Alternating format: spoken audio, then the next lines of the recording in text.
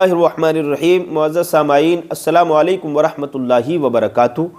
میرے پیارے عزیز دوستو، آج آپ کو بتانے والا ہوں استنجا کرنے کا طریقہ کیا ہے، استنجا کیسا ہونا چاہیے، کیونکہ استنجا کرنے میں لوگ بہت غلطیاں کرتے ہیں۔ اور آپ یہ مان لیجئے میرے بھائیوں کہ مجھے اس بات کی تکلیف ہے اور مجھے درد ہے، اس لیے وہ درد میں آپ کے سامنے لے کر آیا ہوں۔ لوگوں سے استنجا کرنا نہیں آتا، پیشاب ان کا رستا رہتا ہے، پیشاب کی نالی میں آتا رہتا ہے تھوڑا تھوڑا سا، اور وہ وضو کر کے جلدی سے استنجا کر لیتے ہیں، جلدی سے الٹا سیدھا، اور وضو کر کے نماز پڑھنا شروع۔ میرے بھائیوں، میرے عزیزوں، غور کرنے کا مقام ہے، یہ بات قابل غور ہے کہ جب تک آپ کا استنجا نہیں ہو سکتا تو آپ کا وضو اور نماز کیسے ہو سکتی ہے؟ نہیں ہو سکتی۔ آپ صحیح سے استنجا کیجئے، صحیح سے پاکی حاصل کیجئے، اس لیے کہ مصطفیٰ جان رحمت کا فرمان ہے، فرمان نبوی صلی اللہ علیہ وسلم ہے، النظافۃ نصف الایمان، صفائی ایمان کا آدھا حصہ ہے، پاکی ایمان کا آدھا حصہ ہے۔ تو میرے عزیزوں، جب تک پاکی نہیں ہوگی تو نماز نہیں ہوگی۔ پاکی نماز کے لیے شرط ہے، اور جب پاکی آپ کو حاصل نہیں ہوگی تو نماز کہاں سے ہو جائے گی؟ پاکی نماز کے لیے ضروری ہے، شرط ہے۔ تو میرے عزیزوں، استنجا کا طریقہ سن لیجئے، استنجا ہمیں کیسے کرنا ہے۔ دیکھیے، میں شروع کر رہا ہوں، بسم اللہ الرحمن الرحیم۔ جب استنجا خانے میں داخل ہونا ہو تو آپ کو یہ چاہیے، جب آپ استنجا خانے میں داخل ہو تو آپ یہ دعا پڑھیں، اللہم انی اعوذ بک من الخبث والخبائث، پڑھ کر پہلے بایاں قدم رکھے اور نکلتے وقت پہلے داہنا پاؤں نکالے، اور کیا پڑھے؟ غفرانہ کا پڑھے، یعنی جب داخل ہوگا تب پڑھنا ہے اللہم انی اعوذ بک من الخبث والخبائث، پڑھ کر یعنی بایاں قدم رکھے، اور جب نکلے تو داہنا قدم پہلے نکالے اور غفرانہ کا پڑھے جب نکلے تو۔ یہ ترمذی شریف کی حدیث ہے میرے عزیزوں۔ اب کیا طریقہ ہے؟ یہ تو دعا کی بات میں نے آپ کو بتائی۔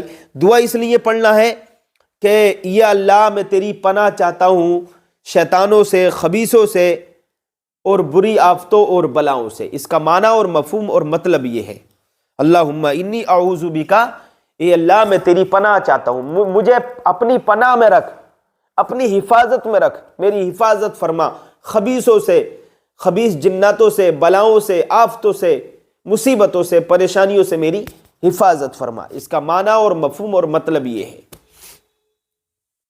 میرے عزیزوں۔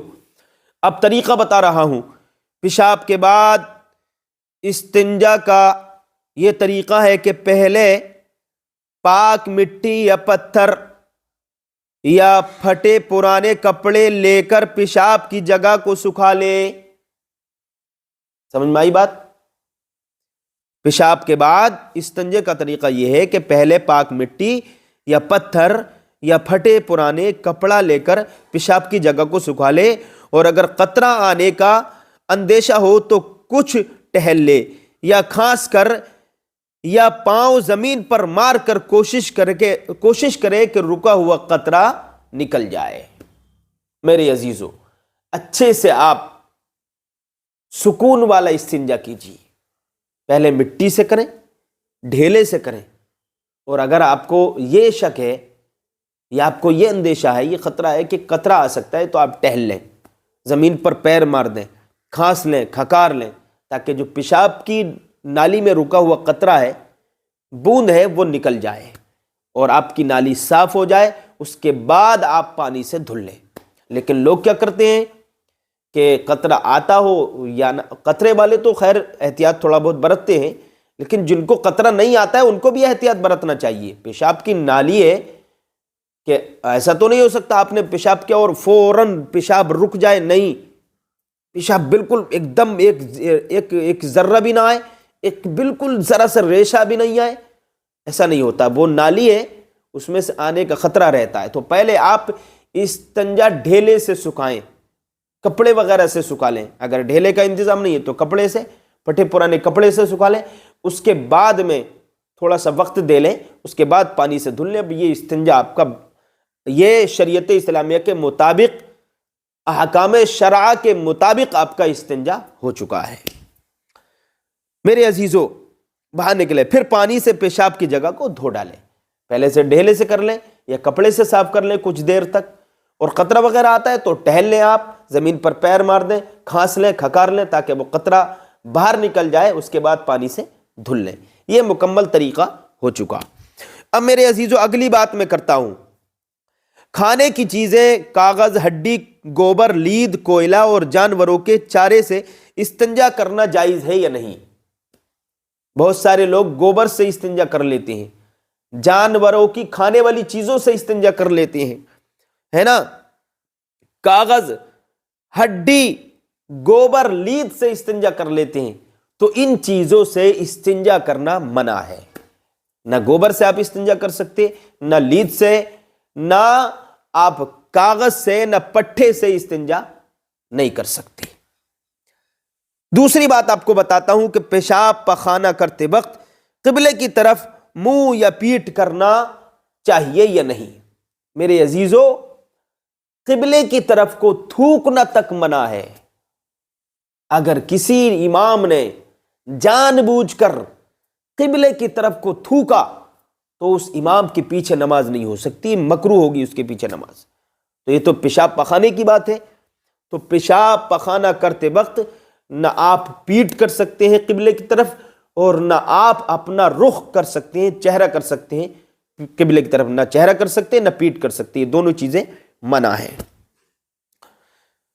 اب دوسری بات آپ کو یہ بتاتا ہوں آگے چلتے ہوئے کہ تالاب یا ندی کے گھاٹ پر، کنویں یا حوض کے کنارے یا پانی میں اگرچہ بہتا ہوا ہو، یا پانی میں اگرچہ بہتا ہوا ہو، پھل والے، اب آگے چلتے ہیں اور بتاتا ہوں آگے کہ پھل والے یا سایہ دار درخت کے نیچے، یا ایسے کھیت میں جس میں کھیتی موجود ہو، یا قبرستان میں، یا بیچ سڑک پر، یا بیچ راستوں پر، یا جانوروں کے باندھنے والی جگہوں پر، اور جہاں لوگ وضو یا غسل کرتے ہو اس جگہ پر، اور یا جس جگہ لوگ اٹھتے بیٹھتے ہو، ان سب جگہوں پر پیشاب پخانہ کرنا منع ہے۔ جو چیزیں میں نے آپ کو بتائی، حوالہ در مختار عالمگیری۔ اب دوسری بات آپ کو بتاتا ہوں، پیشاب پخانہ لوگوں کی نگاہوں سے چھپ کر یا کسی چیز کی آڑ میں بیٹھ کر کرنا چاہیے۔ جہاں لوگوں کی نظریں سطر پر پڑنے کا اندیشہ ہو وہاں نہیں کرنا چاہیے، منع ہے۔ پیشاب کریں آپ یا پخانہ کریں تو ایسی جگہ پر بیٹھ کر کریں جہاں پر لوگ آپ کو نہ دیکھیں۔ کچھ ایسے بیہودہ لوگ ہوتے ہیں کہ کہیں پیشاب کرنے بیٹھتے تو وہ لوگوں کے سامنے ہی تھوڑی سی آگے چل کے بیٹھ جاتے ہیں۔ تو تھوڑی سی شرم اور حیا ہونا چاہیے کہ تہذیب اور تمدن کا خیال رکھیں۔ اسلام میں بڑی اہمیت ہے اس چیز کی۔ اسلام میں ادب سکھایا گیا، تہذیب سکھائی گئی، قانون سکھایا گیا زندگی گزارنے کا۔ تو میرے عزیزو، اب میں آپ کو یہ بتاتا ہوں کہ کھڑے ہو کر پیشاب کرنا چاہیے، ننگے ہو کر پیشاب کرنا چاہیے یا نہیں، یا لیٹ کر پیشاب کر سکتے ہیں یا نہیں۔ تو دیکھیے، کھڑے ہو کر یا لیٹ کر یا ننگے ہو کر پیشاب کرنا مکروہ ہے۔ یوں ہی ننگے سر پیشاب پخانے کو جانا یا اپنے ساتھ میں ایسی چیز لے جانا جس پر کوئی دعا یا اللہ و رسول یا کسی بزرگ کا نام لکھا ہوا ہو، یہ منع ہے۔ یعنی آپ ایسی چیز اپنے ساتھ میں ٹوائلٹ وغیرہ میں، استنجا خانے کی جگہوں پر نہیں لے کے جا سکتے۔ پیشاب خانے میں آپ جا رہے ہیں یا ٹوائلٹ میں آپ جا رہے ہیں تو وہاں پر کوئی اللہ کا کلام آپ کی جیب میں پڑا ہو، یا پرچہ کوئی جس پہ کسی بزرگ کا قول لکھا ہوا ہو، کوئی آیت کریمہ ہو یا درود شریف ہو یا تسبیح وغیرہ لکھی ہوئی ہو آپ کی جیب میں پڑی ہو، تو وہ آپ نہیں لے جا سکتے ٹوائلٹ وغیرہ میں، ناپاک جگہوں پر۔ کل ملا کے یہ سمجھ لیجئے، خلاصہ کلام یہ ہے، لب لباب بات کا یہ ہے کہ ناپاک جگہوں پر پاک ناموں کو، اللہ کے فرمان، رسول کا فرمان، ذکر یعنی تسبیح وغیرہ یا کلمہ وغیرہ لکھا ہوا ہو تو ان چیزوں کو لے جانا منع ہے، نہیں لے جانا چاہیے، بلکہ یہ ساری چیزیں باہر چھوڑ کر ان چیزوں پر جانا چاہیے، ان جگہوں پر جانا چاہیے۔ سمجھے؟ ان چیزوں کسی چیز کو لے جانے کی اجازت نہیں ہے، ان چیزوں کا آپ خیال رکھیں، سمجھے؟ اگر پیشاب پخانہ کرتے وقت اذان ہونے لگے تو کیا ہم اذان کا جواب دے سکتے ہیں؟ دیکھیے، پیشاب کرتے وقت اگر اذان ہونے لگے تو اذان کا جواب دینا نہیں چاہیے، خاموش رہنا چاہیے، ٹھیک ہے؟ اگر پیشاب پخانہ کرتے وقت اذان ہونے لگے تو زبان سے اذان کا جواب نہیں دے سکتے۔ اسی طرح اگر خود چھینکے تو زبان سے الحمدللہ نہ کہے، اسی طرح کسی نے چھینک کر الحمدللہ کہا تو زبان سے رحمک اللہ نہ کہے، چھینک کا جواب نہ دے بلکہ دل ہی دل میں یرحمک اللہ کہہ لے۔ تو اذان ہوتے وقت نہ آپ اذان کا جواب دے سکتے، اور ٹوائلٹ میں آپ بیٹھے ہیں، آپ کو چھینک آ جائے تو الحمدللہ نہیں کہہ سکتے، یا کوئی چھینکا ہے آپ کو اس کی چھینک کی آواز آئی وہ الحمدللہ اس نے باہر کہا تو آپ ٹوائلٹ میں بیٹھ کر یا استنجا خانے میں بیٹھ کر آپ یرحمک اللہ نہیں کہہ سکتے زبان سے، دل ہی دل میں آپ کہہ سکتے، دل ہی دل میں آپ کہہ سکتے ہیں۔ یہ بہت ساری برائیاں جو معاشرے میں جنم لے رہی ہیں، پنپ رہی ہیں، جن برائیوں کا خطرہ ہے، جن بیماریوں کا خطرہ ہے، وہ بیماریاں میں نے بچنے کا آپ کو طریقہ بتا دیا۔ میں یہ بیماریوں سے بچنے کا راستہ طریقہ آپ کو بتا چکا، بتانا میرا کام تھا، عمل کرنا آپ کی ذمہ داری ہے۔